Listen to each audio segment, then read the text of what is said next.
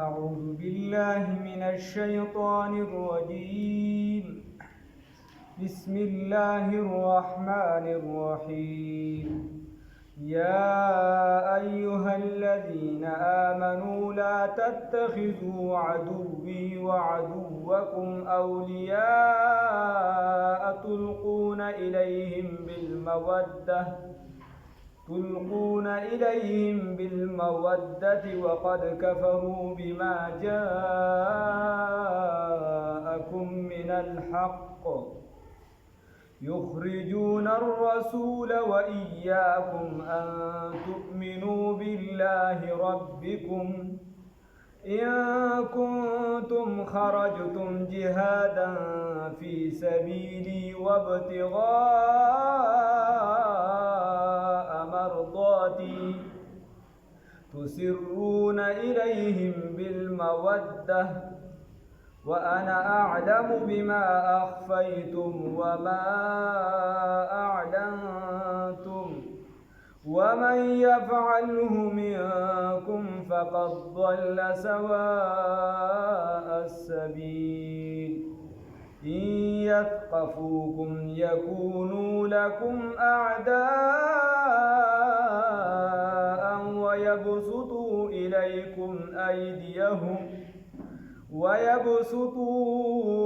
إليكم أيديهم وألسنتهم بالسوء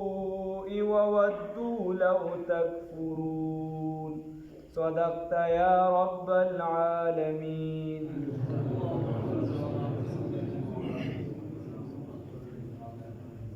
سبحانك لا علم لنا إلا ما علمتنا إنك أنت العليم الحكيم. أعوذ بالله من الشيطان الرجيم. بسم الله الرحمن الرحيم.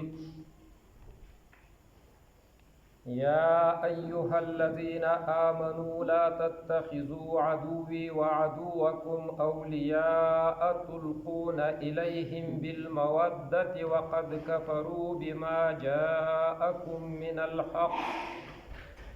يخرجون الرسول وإياكم أن تؤمنوا بالله ربكم إن كنتم خرجتم جهادا في سبيلي وابتغاء مرضاتي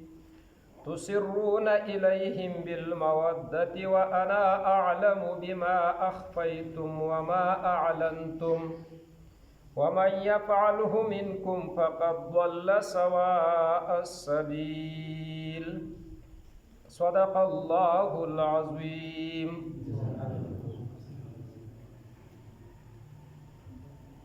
دا الله پاک لاک لاک شکر دی چې مونږ او تاسو یې په اشرف المخلوقات کې پیدا کړیو چې هغه انسان دی. الله تعالی فرمایي چې ولقد کرمنا بني آدم، مونږ عزت ورکړی دی بني آدم ته. حقیقت دا دی چې انسان د انسانیت ژوند تیر کی نو د فرشتو نه، د جنیاتو نه، د نورو مخلوقاتو ټولو نه چې الله تعالی پیدا کړی دي بهتر دی. او بیا هم د الله پاک لاک لاک شکر دی چې په دې انسانانو کې موږ او تاسو مسلمانان پیدا کړیو. بیا هم د الله تعالی لاک لاک شکر دی چې په مسلمانانو کې د دواړو جهانو د سردار محمد رسول الله صلی الله علیه وسلم په امت کې شمیرلی یو. او بیا هم د الله تعالی لاک لاک شکر دی چې د نبی علیه الصلاۃ والسلام په دې امتیانو کې مونږ او تاسو هغه کسان جوړ کړي یو چې په خپل کور کې خپل کتاب قرآن عظیم الشان ته په دې مبارک وخت کې کېنولی یو. دا هم د الله تعالی لاک لاک شکر دی. اوس به ډېر داسې خلک وي چې هغوی به بیرون ګپې شپې لګوي، فضول ناستې به کوي بغیر د الله جل جلاله او د الله د پیغمبر صلی الله علیه وسلم چې هغوی ته کومه راهنمایي کړې د هغې نه علاوه به په نورو شانو کې مشغول وي. خدا د الله پاک په موږ او تاسو باندې غټ فضل او کرم دی چې د قرآن عظم الشان تفسیر ته یې کېنولي یو. نو زه پخپله هم مریض یم، خو چون چې بله شپه زه دلته راغلم ستاسو دا جذبه ما ولیده او د دې قاري صاحب دی د دې محترمو دا جذبه ما ولیده، د دې دا خدمت ما ولیده، نو یقینا زه ډېر زیات خوشحاله سومه. نو دا مې په زړه کې و، دوی ته مې ویلي وه چې انشاءالله العزیز څه ټیم به بیا زه تاسې ته وباسمه. نو نن شپه زه اوس هم د ډاکټر څخه نه راغلم، نو تاسو دپاره چې دی ما وی چې زه لږه حاضري وکړم. نو مختصر طور به د دا 2-3 آیاتونو تفسیر وکړو او د رسول الله صلی الله علیه وسلم یو مبارک حدیث به تاسو ته چې دی د علم په فضایلو کې بیان کړم. محترمو، دا سوره ممتحنه 14 آیاتونه لري، 2 رکوګانې لري. مدنی سورت دی، په مدینه منوره کې نازل شوی دی. د بدر د غزا نه پس د حدیبیې په مقام کې د کفارو د مکې سره د نبی علیه الصلاة والسلام یو معاهده وسوه. په دغه معاهده کې د دواړو طرفو نه دا لیکل وسوه چې 10 کاله به یو د بل سره جنگ نه کوو.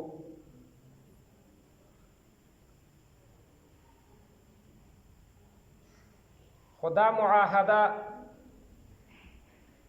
په 6م کال باندې د هجرت سوې وه. ډېر کم وخت پس چې 1 کال تقریبا پکې تیر و، دا د مکې د مشرکانو د طرفه نه ماته سوه. په هغه وعدې باندې دوی وفا ونه کړه. نو کله چې دغه وعده ماته سوه، نو رسول الله صلی الله علیه وسلم په مکې مکرمې باندې د حملې کولو اراده وکړه. خو د دې مشوره د صحابه کرامو سره وسوه، خو دا خبره وسوه چې دا خبره به تاسو پټه ساتئ او دا به نه ښکاره کوئ. دا خبره پټه پاته وه او نبی علیه الصلاة والسلام تیاری کوئ، ځکه چې مکه د کفارو مرکزیت و، ډېر قوي مرکز و. نو د دې دپاره به تیاری روان و. د مکې مکرمې نه یوه زنانه په نامه د ساره چې دا مخکې ډمه وه، دا به په مکه کې د خلکو ته ګډېدله. دا مدینې منورې ته راغله. نبی علیه الصلاة والسلام ځان ته وغوښتله، وایي څنګه راغلې؟ اسلام ته دې زړه سوی؟ وایي نه. وایي په څه غرض باندې دلته راغلې؟ هغه خپل غرض ښکاره کړه. دې ساره ورته ووایي، وایي مخکې به ما غزلې ویل، دمتوب به مې کوئ، نو دې د مکې ځوانانو به په ما باندې پیسې شیندلې، نو ما به په هغه پیسو باندې مزې چړچې کولې. خو چې د بدر غزوه شوې ده او په دې کې هغه سرداران وفات شوي دي، مردار شوي دي، نو د هغې نه بعد د مکې خلکو کې دا جذبه ختمه سوې ده چې دوی دا پروګرامونه جوړ کړي او زه په هغې کې سندرې ووایم او هغې کې وګډېږم. نو د دې وجې نه اوس زما حال ډېر خراب دی. تاسو د قریش خاندان یې او دلته نور هم تاسو سره قریش راغلي دي، تاسو به د دې خلکو سره کومکونه کول. نو زه راغلی یم چې ما سره تاسې کومک وکئ، ما سره څه د پیسو امداد وکئ. بیا هم چې دی رحمتا للعالمین صلی الله علیه وسلم خپلو ملګرو ته ووایي چې د دې سره کومک وکړئ، نو بلا پیسې ورته ورکړې. نو دا ښځه د مدینې څخه مکې ته روانه شوه. په دغه وخت کې چې دا بیبي ځي، یو صحابي دی حضرت حاتب ابن بلتا رضی الله تعالی عنه، د بال بچ اهل و عیال په مکه مکرمه کې وه. د ځان سره سوچ وکړي چې نبی علیه الصلاۃ والسلام خو به په مکه باندې حمله کوي او الله تعالی به دته فتح ورکوي، نصرت به ورکوي. خو زه به داسې کار وکړم چې په دې مکې والاو باندې به یو احسان واړوم چې زه به دوی ته دا خبر ورکړم. ځکه دی د یمن و، د خپل خپلوان رشته دار قبیله نه وه. نورو صحابه و که څوک خپل خپلوان پاتې وه، نو هلته خبر او قبیله وه، د هغوی به یې دفاع کوله. وایي زما اهل و عیال به چې دی دا خلک راته ختم کړي، په دې وجه باندې یو خط ولېږئ، د دغې زنانه په لاس باندې ورکئ او مکې والاو ته وویل چې رسول الله صلی الله علیه وسلم په تاسو باندې د حملې اراده لري. کله چې دغه صحابي دې بیبي ته خط ورکړی او دا بیبي روانه شوه، نو الله جل جلاله پیغمبر علیه الصلاۃ والسلام ته دا مبارک آیاتونه را نازل کړل او پیغمبر علیه الصلاۃ والسلام په دې خبره باندې خبر کړي چې حاتب ابن بلتا رضی الله تعالی عنه د مکې کافرو ته خط لېږلی دی او د هغه زنانه په لاس باندې ورکړی دی، دا کوم چې د مکې نه راغلې وه. نو تاسو دا خط ځینې والئ. نبی علیه الصلاۃ والسلام حضرت علی کرم الله وجهه او حضرت ابو مرصد رضی الله تعالی عنه او حضرت زبیر ابن عوام رضی الله تعالی عنهم دا یې ورپسې ولېږل. وایي لاړ شئ، ډېر تیز به ځئ او دغه زنانه به په روضة الخاخ مقام کې، دا د یو علاقې نوم و، دلته به یې راګیر کړئ او د دې نه به دا خط واخلئ. کله چې دوی په آسونو سواره شول او د دغه بیبي تعقیب یې شروع کړئ، نو دا بیبي یې بلکل په ماق په روضة الخاخ کې راګیر کړه. بیبي ته یې وویل چې خط راوباسه، کوم خط چې تا ته چا درکړی دی. بیبي وویل ما ته هېچا خط نه دی راکړی او نه ما سره د چا خط شته. هغوی تلاشي واخیستله، خو چون چې دوی سړي وه، هغه زنانه وه، او خط یې ورسره پیدا نه کړي. نو بیا یې ورته وویله چې بیبي زمونږ پیغمبر دروغ نه وایي. نبی علیه السلام چې موږ ته دا خبره کړې ده چې دا خط د دې سره دی، نو خط خامخا تا سره دی، دا خط به راوباسي، یعنې جامې به درله وباسو او تا به مکمل تلاشي. هغه چې پوه شو چې دوی خو اوس په څه طریقه پرېږدي نه، نو هغې د بډې نه دا خط راوایستی او هغه یې دوی ته ورکړئ. کله چې خط نبی علیه السلام وسلام ته راغی، نو د دواړو جهانو سردار حضرت حاتب رضی الله تعالی عنه راوغوښتی، وایي دا کار دې ولې وکړئ؟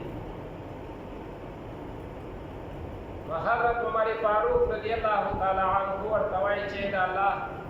پیغمبره، دا د الله دشمن او د الله د پیغمبر دشمن ما ته په حواله کړه چې زه سر ځینې ووهم. نبی علیه الصلاۃ والسلام وفرمایل چې د ده په باره کې به د خیر خبره کوئ. نو تپوس یې ورته شروع کړئ او ورته وویله چې د الله پیغمبره، زما دا مقصد نه و چې کافر دې په دې باندې خبر شي او مسلمانانو ته دې ضرر ورسي او نه زه د دین نه اوښتی یم، بلکې زه د یمن د علاقې یم او هلته زما اهل و عیال دي. ما غوښتل چې په دوی زه یو احسان واړوم چې دا زما اهل و عیال ته څه ونه وایي، د دې نه غیر مې بل مقصد نه و. بیا حضرت عمر رضی الله تعالی عنه جذبه کې راغی، وایي ای د الله پیغمبره،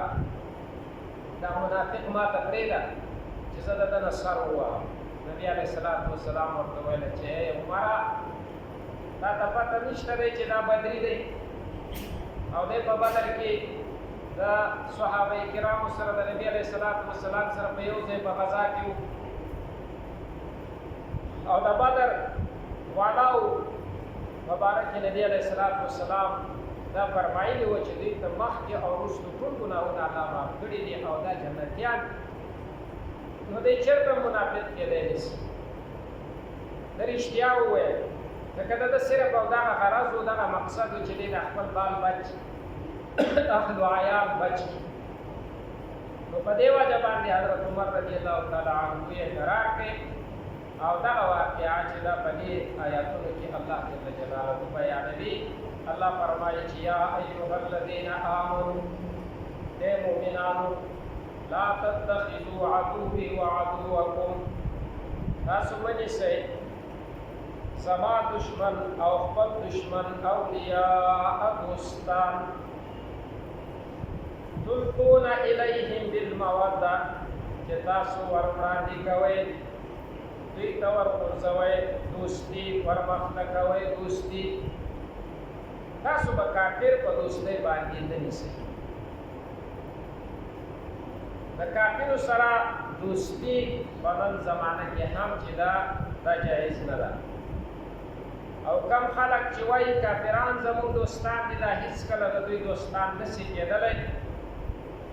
ځکه چې کافر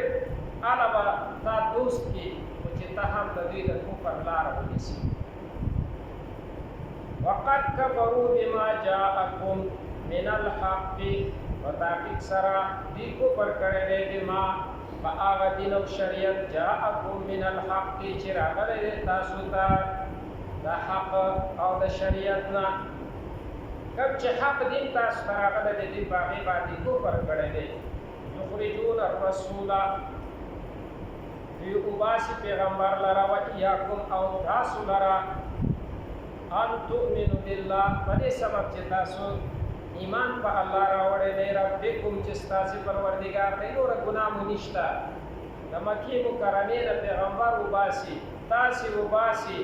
صرف او صرف په دې سبب او په دې ګناه باندې تاسو نیولي چې تاسو ایمان په الله او تاسې چې دی هغه الله باندې ایمان دی چې ستاسې پروردګار دی ان کنتم خرجتم جهادا که چېرته تاسې ووځئ جهادا فی سبیلي جهاد لره زما په لار کې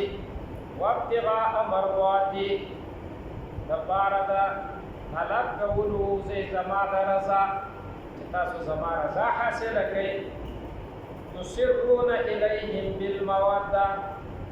نو تاسو په پټه دوی ته چې دی وړاندې کوئ دوستي لکه څنګه چې حاتب رضی الله تعالی عنه ور وړاندې کړه په پټه باندې دوی ته دا خط لیږئ وانا اعلم بما اخفیتم الله وایي زه ښه عالم یم په هغه څه چې تاسو یې پټوئ وما اعلنتم او هغه څه چې تاسو یې ښکاره کوئ څرګندوئ ومن یفعله منکم او څوک چې دا کار وکړي ستاسو نه فقد ضل سواء السبیل په تحقیق سره دوی خطا کړله نیغه لاره روک شو د نیغې لارې نه نیغه لاره د دوی نه ورکه ده ان یثقفوکم یکونو لکم اعداء که دغه کافران تاسو لره ونیسي تاسو د دوی په بند کې راغلی یکونو لکم اعداء نو دوی به شي ستاسو دپاره دشمنان دوی دوستان نه دي چې کله تاسو ګیر کړي نو که څونه هم تاسو ورسره ښه وکړئ خو دوی به چې دی تاسو ته خامخا دشمنان وي یبسط الیکم ایدیهم او دوی به وړاندې کوي مخکې کوي به تاسو ته خپل لاسونه د ضرر دپاره والسنتهم او ژبې خپلې به راوړاندې کوي د ضرر دپاره په لاس به هم درته ضرر رسوي او په ژبو باندې به هم تاسو ته ضرر رسوي بالسوء په بدۍ سره بدې ردې به درته وایي تاسو ته به تکلیف خامخا رسوي وودوا لو تکفرون او دوی دا دوست او دا خوښوي چې تاسې کافران سي هېڅ کله چې دی کافر د مسلمان دوست نشي کېدلی په نن زمان کې هم چې څوک چغه وایي چې دا فلانی زموږ د دوست دی نو دا خبره غلطه ده هله به دا مسلمان د کافر دوست کېږي چې دی د هغه کافرو لار ونیسي او د هغوی په مذهب باندې روان شي، په لاره روان شي. لن تنفعکم ارحامکم ولا اولادکم، تاسو د خپل اهل و عیال، تاسو د خپل بال بچ د دې دپاره کافرو سره دوستي مه کوئ، ځکه چې لن تنفعکم تاسو ته به هرګز نفع ونه رسوي ارحامکم خپلولي. څوک د خپلولۍ دپاره په ناحقه هم د چا سره ودرېږي چې دا زما خپل دی، دا زما قوم دی، په ناجایزه د چا سره چې دی ودرېدلی دي پکار. لن تنفعکم هرګز به تاسو ته ګټه ونه رسي، فایده به ونه رسي ارحامکم خپلولي، ولا اولادکم او نه چې دی ستاسو بچي. ورځ د قیامت به مو نه خپلولي په کار راسي او نه به مو بچي په کار راسي. یوم القیامه په ورځ د قیامت یفصل بینکم هلته به چې دی فیصله کېږي ستاسو په منځ کې. والله جداوالی د کې راځي ستاسې په منځ کې. والله بما تعملون بصیر، الله جل جلاله په هغه اعمالو چې تاسو یې کوئ خبردار دی. نو دا مختصر طریقې سره د دې عوامو ټولو دپاره ما تاسو ته چې دی د دوه آیاتونو ترجمه وکړه، درې آیاتونو. الله جل جلاله دې خپل دربار کې قبول او مقبول وګرځي. محترمو، یقینا چې تاسو په دې جومات کې ترجمه شروع کړې ده د الله جل جلاله د کتاب قرآن عظیم الشان چې د ټولو علومو سرچشمه ده، دا د ټولو سرچینه ده. دا مو شروع کړې او دارنګه دلته د کتابونو درسونه روان دي. څوک پکې استادان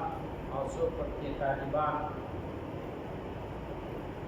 د دغه علماو او د دغه طلباو په فضایلو کې به تاسو ته د رسول الله صلی الله علیه وسلم د یو مبارک حدیث څو جملې را نقل کړم. نبی کریم صلی الله علیه وسلم فرمایي د علم په فضایلو کې چې یرفع الله به اقواما فجعلهم في الخير قادة وأئمة يقتفى بآثارهم ويقتدى بفعالهم وترغب الملائكة في خلقهم وبأجنحتها تمسهم ويستغفر لهم كل رطب ويابس وحيتان البحر وقوامه وأنعام البر وصلاح على الأعداء وتزين عند الأخلاء التفكر فيه ساعة تعدل الصيام ومدارسته ساعة يعدل القيام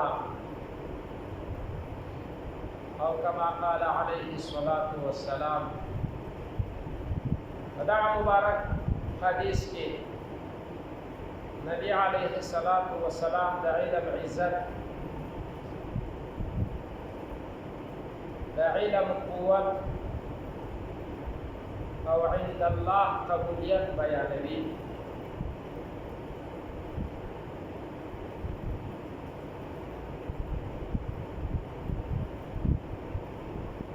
نبی علیه الصلاة والسلام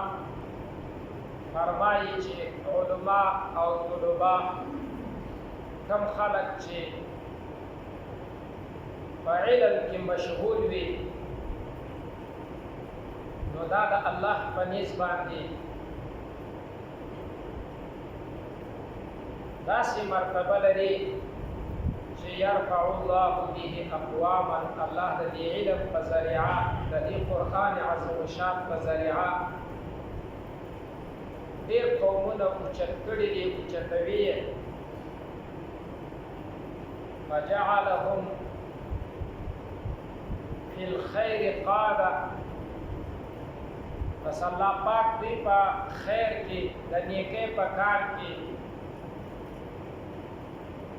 دا سربراهان وګرځي، مشران وګرځي، و ائمه دا امامان به مشران به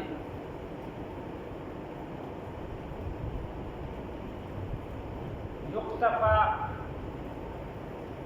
بآثارهم د دوی پسې خلق روان وي، د دوی په قدمونو خلق روان وي، ويقتدى بفعالهم او دوی پسې اقتدا کوي،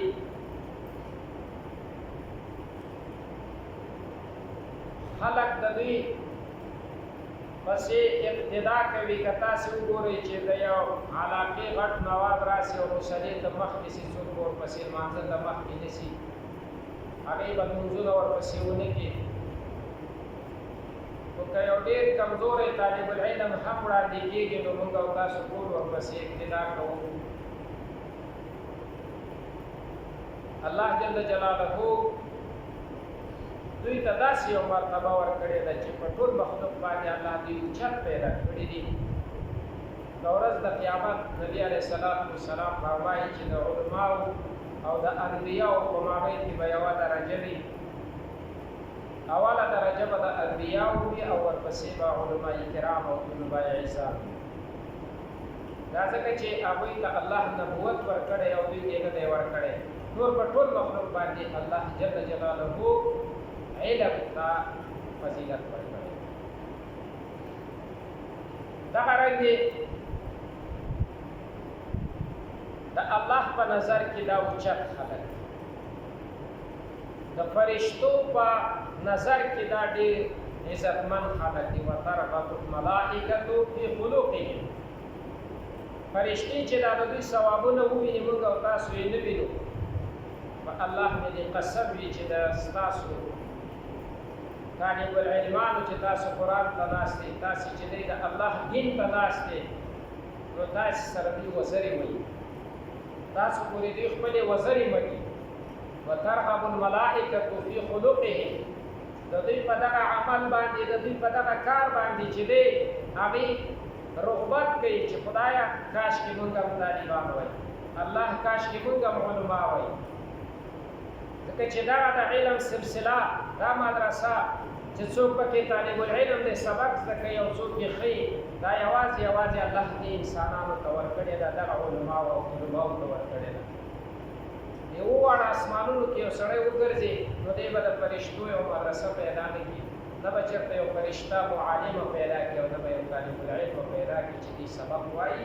او دې ناست وي. نو چې هغه د دې طالب العلم او د دغه عالمانو دا فضایل وویني نو دوی ترغبو ملائکه، دا فرشتې چې دی دوی رغبت کوي خدایه کاشکې مونږ هم داسې وایو. وبأجنحتها تمسهم، خپل په وزرو باندې دوی مسه کوي، د خپل وزرې پورې مږي چې هغه رحمتونه د الله تعالی په دوی باندې چې دی را نازلېږي چې دا رحمتونه په مونږ باندې هم را نازل شي. مونږ او تاسو ته د دې خلکو مرتبه نه ده معلومه. مونږ او تاسو خو صرف او صرف دا ویلو چې یاره بس امام پسې سبق به زده کړې نو ته به په یو څو زره روپو باندې به دلته امام یې. که مونږ او تاسو ورم نه کړو، دغه پیسې ورم نه کړو په دې جوماتونو کې، لکه ډېرو جوماتونو کې علماو ته نه ورکوي، خلک ډېر ورته کمزوري نظر سره ګوري. وګورئ دا دنیا د الله تعالی کور دی، نو د دې کور مالک د دوی قدر کوي، د هغه په نسبت باندې ډېر اوچت دي. فرشتې د دوی قدر کوي، د فرشتو په نسبت باندې دا خلک ډېر اوچت دي. نو تاسې ډېر خوش نصیبه خلک یاستئ چې نن په طالبانو کې ناست دي، نن د طالب علمان یاستئ او په دې جومات کې د الله تعالی قرآن زده کوئ. تاسو د خپلې درجې نه، د خپل چې دی هغه قدر و قیمت نه چې په الله یې لرئ او د الله په فرشتو باندې لرئ، تاسو خبر نه یئ. او دومره درجه الله تعالی چې دی ورکړې ده چې په فرشتو کې ورته الله عزت ورکړی دی، خو په دې مخلوق خدا کې هم الله تعالی دی چې دې قدر و عزت ورکړی. یستغفر لهم، دوی ته بخښنه غواړي، کل رطب و یابس، د خشکۍ او د ترۍ چې په وچه کې کم شان اوسېږي او کم چې په دریابونو کې اوسېږي، دا ټول ورته د مغفرت دعاګانې کوي. تاسو یقین په الله وکړئ چې دغه علما دي دغه طلبا دي چې د دوی په وجه باندې الله جل جلاله قیامت ته راولي تر څو چې دا خلک وینو قیامت به نه راځي چې تر څو دا خلک په سمه لار باندې روان وي نو هغه خلک ورته دعاګانې غواړي کوم چې په دې دریابونو کې دي کوم په دې وچه کې دي وحیطان البحر په دریابونو کې کباب میان د دې دپاره دعاګانې غواړي وهوامه او چې په دې دریابونو کې نور کم چې دی هغه زناور الله پیدا کړي دي دا ټول ورته چې دی دعاګانې غواړي وانعام البر دا د ځنګلونو دا زناور په دا ځنګلونو کې کم زناور اوسېږي دا ټول د دې دپاره د مغفرت دعاګانې غواړي چې موږ ته چې دی دا ژوند حاصل دی دا خو د دې د برکت نه حاصل دی دا د الله جل جلاله پنیز باندې محترم خلق دا د فرشتو پنیز باندې معزز خلق دا د عام مخلوقات پنیز باندې چې دی د عزت خلق الله دونه مرتبه ورته ورکړې ده چې وصلاح علی الاعداء دغه علما او دغه طلبا دا اسلحه ده په دشمنانو باندې د دوی دا علم چې دی دا صلاح ده په دشمنانو باندې خدای دې قسم وکړي امریکایان چې دی دومره چې دی ستا د کوم بم نه یریږي نه ستا د غټو وسلو نه یریږي چې کوم ستا په حکومتونو کې د پوځ نه یریږي لکه څنګه چې د دغه کفار طالب وکړه نه یریږي او همیشه دپاره دوی دا کوشش کوي چې دغه خلک چې دی موږ ختم دغه مدارس ختم دغه علما ختم د دې خلکو نه د دوی ډار راځي یری راځي نبي علیه الصلاة والسلام فرمایي چې وسلام علی الاعداء دا په دشمنانو باندې چې دی غټه وسله ده دا علم چې مونږ او تاسو دا علم حاصل وتزین عند الاخلاء په دوستانو کې اعتماد وي الله جل جلاله په دغه علماو کې دوی کې چې دی دونه اعتماد ایښی دی چې ما تاسو ته وله چې یو مسلې ته به یو غټ نواب مخکې شي څوک به ورپسې اعتماد ونه کړي لمونځ به ونه کړي خو که یو ماشوم طالب العلم مخته کېږي نو موږ او تاسو ته نورې سترګې پټې ورپسې لمونځ کوو الله دونه چې دی اعتماد یې علماو ته ورکړی دی او دا د علم او د دې درس او تدریس چې دی ورو دیکھ اللہ جل جلالہ دومره غټه رتبه ورکړې چې نبی علیہ السلام فرمایي چې التفکر فیه ساعة دې کې لږ ساعت سوچ کول فکر کول غور کول په دې قرآن عظیم الشان کې په دې کتابونو کې د الله جل جلاله په دې دین کې ويعدل الصيام عبادات په دوه قسمه دي یو هغه دی چې د منهیاتو نه ځان ساتي یو هغه دی چې ته نیک عمل کوي نبی علیہ الصلوۃ والسلام فرمایي چې دغه طالب العلم ته دغه عالم دین ته الله جل جلاله د دې دواړو ثوابونه ورکوي چې لږ ساعت لپاره دی د قرآن عظیم شان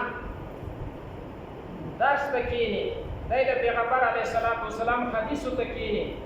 او دی چې دی د کتابونو درس ته کښېني نو الله تعالی دونه ثواب ورته ورکوي دونه ثواب چې دا د روژې برابر دی روژه د ټولو منکراتو د ټولو منهیاتو نه چې دی د منع کېدو نوم دی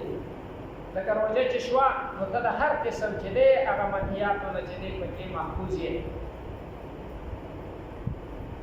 ومدارسته ساعتا لږ ساعت لپاره په دې کې چې دی درس او تدریس که یې چاته ښیې او که د چا نه یې زده کوې دا یعدل القیامه دا د ټولې شپې د عبادت نه بهتر دی د هغې برابر دی چې ته ټوله شپه الله ته چې دی په سجده باندې پروت یې او الله ته چې دی په قیام باندې یې او هلته تهجد او لمونځونه کوې د هغه ټولې شپې د عبادت برابر دی د لږ ساعت دغه علم تاسو چې دلته ماسخوتن ناست دی په الله مې د قسم وي لکه تاسو ټوله شپه چې د الله عبادت کړې دومره غټ ثواب الله پاک پیغمبر وایي چې دې ته الله ورکوي نو د دې علم زده کړه په موږ او تاسو باندې ټولو لازمي ده ضروري ده خبره راباندې کېږي زموږ ستاسو اکابرو زموږ ستاسو مشران د دغه علم د زده کړې لپاره د دې قرآن عظیم شان د زده کړې لپاره ډېر خوارۍ ایستلي دي ډېر تکلیفونه یې ایستلي دي نن خو الحمدلله کور په کور مدرسه ده جومات په جومات مدرسه ده علم زموږ ستاسو کور ته راغلی دی په ورځ د قیامت به د الله جل جلاله په حضور کې څوک دا نه وایي چې یا الله ما سره خو دا ټیم نه و د بچو رزق مې ګټی نو زه خو چې دی مدرسې ته نه شم تللی چې بستره واخلم او لاړ شم دیوبند ته لاړ شم زه چې دی کراچۍ ته یا لاړ شم حقانیې ته یا بل ځای دغه هم نشته ځکه چې موږ او تاسو ته اوس کور په کور لاړ چې خپله زمینداري کوه خپله دوکانداري کوه او په جومات کې تا ته درسونه شروع دي د الله جل جلاله د کلام درس شروع دی د پیغمبر علیه السلام د مبارکو احادیثو درس شروع دی نو دغه هغه وعده هم چې د په ورځ د قیامت نو زموږ ستاسو امام محمد رحمه الله زموږ د مذهب چې دی یو لوی امام هغه یو ځای درس کوي لکه دا جومات کې چې دی درس کوي سبقونه یې ښودل د بلې علاقې خلک لکه د مایار راسي وایي چې موږ ته هم سبق وښیي هغه ورته وایي چې دلته سبق ښیم نو نور ټیم راسره نشته امام محمد رحمه الله ورته وایي چې ټیم نشته خو هغه وویل چې خامخا به موږ ته ټیم وباسي خو بالاخره هغه خلکو وویل چې موږ به تا ته یو تیزرفتاره آس واخلو خو چې دلته سبق وښیي نو هلته به هم راسي او هلته به هم چې دی موږ ته سبق ښیي نو ته وایي چې زه دا دین خور سي دا دین عام سي فایده دوی ته هم ورسي ما ته هم ورسي نو په دې وجه باندې ورسره یې ومنل کله چې د هغوی سره یې خبره ومنله هلته یې درس شروع کړي امام شافعي رحمه الله ورپورټ کړي طالب العلم نو امام شافعي رحمه الله ورته راغی وایي چې ای امام محمد رحمه الله ما ته چې دی څه سبق وښیي هغه ورته وایي چې ما سره ټیم نی ځکه چې زه دلته هم سبق ښیم او هغه بل کلي کې هم سبق ښیم ما سره ټیم نشته دی د امام شافعي رحمه الله دیارلس کلنۍ کې هغه ټول علوم چې دی یاد کړي وه د هغې نه مخکې ډېر کشر و ماشوم و نو دی ورته وایي چې نه ما ته به خامخا سبق ښیې وایي راسه کښېنه یا دې طالبانو سره یا هغه سره کښېنه خو سبق وایه چې هغوی ته ښیم دې ووایه وایي نه ما ته به نورې خبرې چې دی هغه د دې نه علاوه ښیې نو وایي ټیم نشته دی وایي زه ځان ته ټیم په خپله پیدا کوم خو ته په غاړه واخله چې ما ته سبق ښیې هغه ورته وایي چې ته ځان ته ټیم څنګه پیدا کوې زما سره خو دغه ټیم دی چې هلته سبق ښیم او دلته ښیم وایي استاد یې داسې کار به وکړو چې ټیم زه ځان ته پیدا کوم ته چې کله دې کلي کې سبق وښیې او د دې ځای نه روان شې زه به ستا د آس واګې ونیسم او تا سره به منډه وهم تر هغه کلي پورې تر څو چې هغه کلي پورې رسې زه به تا سره منډه وم په دغه منډه کې به ته ما ته چې دې سبق ښیې او چې کله هلته سبق ته زه وښیم ته وښیې او د هغه ځای نه بیا دې کلي ته را روان یې په آس باندې زه به ستا د آس واګې نیسم لیکن ته به ما ته چې دی خبرې د علم زده کوې او ما ته به ښیې هغه ورته ویل دا خو ډېره ښه ده د دې وجې نه کتابونو کې راځي چې امام شافعي رحمه الله زیاته حصه د علم په دغه تلو راتلو کې چې دی زده کړه د امام محمد رحمه الله شاګرد دی په داسې طریقې سره یې چې دی علم حاصل کړی دی داسې لږ سوچ وکړئ داسې لږ فکر وکړئ چې دوی ته الله جل جلاله چې دی څومره د علم سره شوق پیدا کړی و چې په کوم تکلیف باندې به دا سبق ویل د آس سره به منډې وهلې او استاد به ورته په آس باندې سورو سبق به یې ورته ښوده او ده به هغه څه یادوله چې هغه استاد ورته ویل په داسې طریقې سره ده د علم ډېره غټه حصه چې ده زده کړې ده نو الله جل جلاله دې موږ او تاسو ته دا توفیق را نصیب کړي چې موږ او تاسو د دې علم سره شوق پیدا کړو چې نن موږ او تاسو ته الله کوم فرصت را کړی دی موږ او تاسو ته چې دی قاري صاحب عبدالرحمن او د قاري صاحب هدایت الله او دا دلته چې دی مولانا طفیل صاحب او داسې نور علما چې دلته راځي د دې په شان باندې الله تعالی موږ ته علما را کړي دي او داسې محنت کشه چې ډېر جوماتونه دي هغه شاړي اکثر خو دوی خپل هغه ځواني دوی هغه خپل چې دی ټول وس او طاقت چې دی هغه د دغه علم په خپرولو کې چې خپله یې زده کوي او تاسو ته یې هم ښیي دا د الله جل جلاله په تاسو باندې غټه پرېزونه ده باید د دې نه تاسو فایده واخلئ باید د دې نه ګټه واخلئ دا ستاسې دپاره چې دی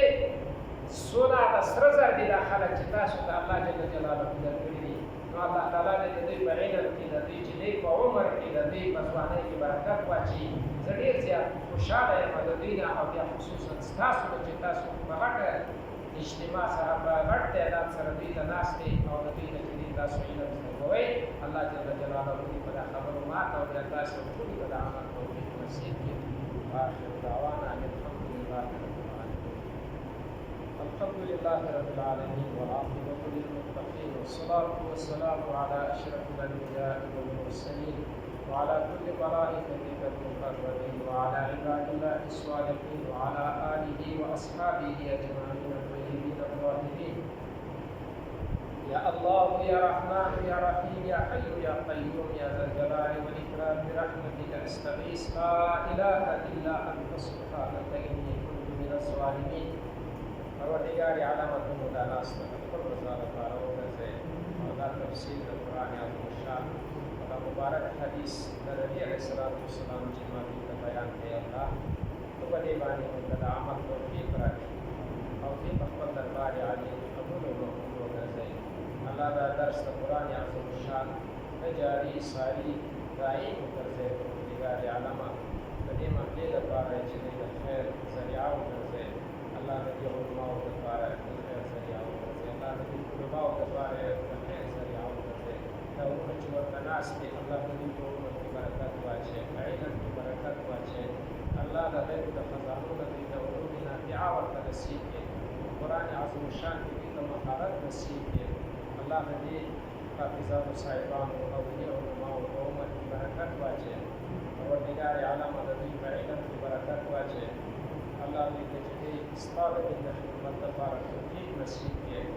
اللہ نبی تجدی استاد دین خدمت خاطر بانی جدے اللہ توفیق نصیب کے. روح بدن و روح صحت و نصیب کے. اللہ ہر قسم جدی مشکلات دوی تجدی پروردگار مشکلات غیب نخل کے. حاضر جب کسی بیماران میں اللہ شفا کامل اور نصیب کے. قرضداران میں اللہ رحمت دے اخلاص کے. اور حاجتوں نے یہ اللہ نے بیماران میں اللہ کو شفا ورکے. اسپتالوں کی نچا بیماران میں اللہ کو شفا ورکے. اور دیگر حاضر جمع کی نچا بچے بھی اللہ قدر انسانی کا بچوں کو نصیب کی. اور دیگر حاضر جمع کی چاوتوں نے اللہ نے انسانی کا دنیا میں نصیب کی. اللہ ہر قسم مشکلات جتنا علم لدی اور دیگر حاضر جمع نبی اللہ تعالی مشکلات کا غیر خزانوں میں پورا کی. اللہ تعالی زمانہ دعا کرنے کی دربار قبول کی. اللہ کا مدالت ناس طرف رضا فاروق سے منازع سے باقی کی مدالت منصیب